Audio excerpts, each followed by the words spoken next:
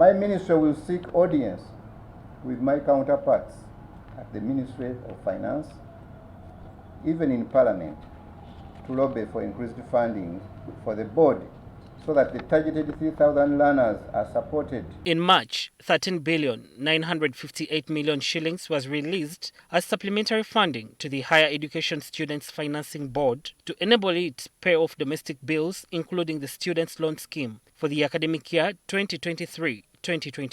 The scheme currently focuses on students doing science courses at public and private chartered institutions in both diploma and undergraduate degree programs. When we talk about the Students' Loan Scheme, who is eligible for that loan? We do what we call a means test verification, basically looking at your ability or inability to finance higher education. And when you look at that form, we're asking for information pertaining to how you have been financing. But the basics are that you must be a Ugandan, you must have been admitted in a higher learning institution, doing those programs that we fund, and largely the science programs. Talk of the funds. Are these funds paid direct to a student's account, to the university itself, or a student has to come to the board to sign for those funds? Because we only pay for what we call direct costs, we then remit this money directly to the tertiary institutions. So we pay them what we call tuition fees, functional fees, research fees, and this money is sent directly to the universities or tertiary institutions.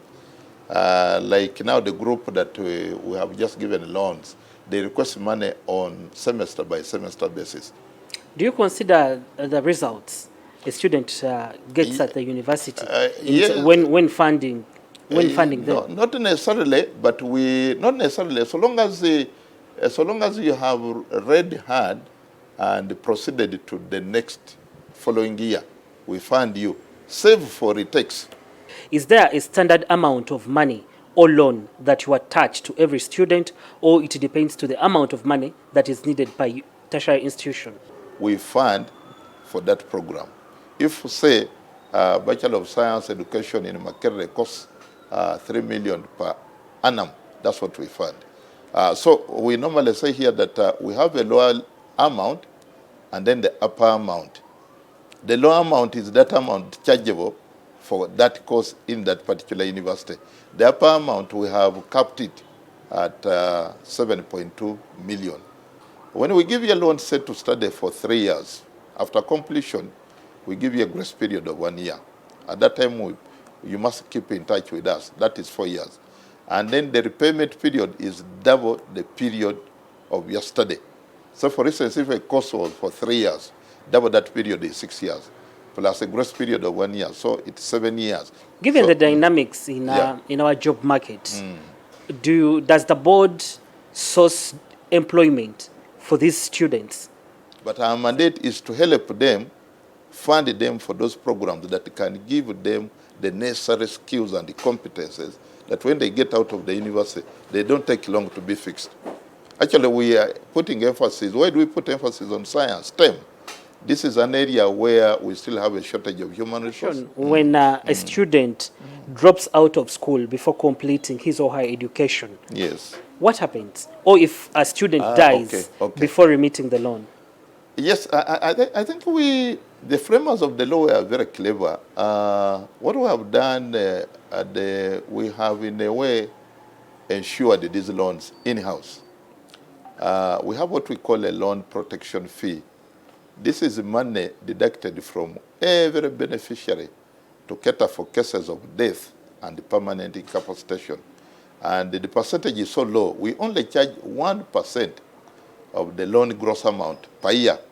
We normally encourage them that use the early repayment window so that we don't charge you interest.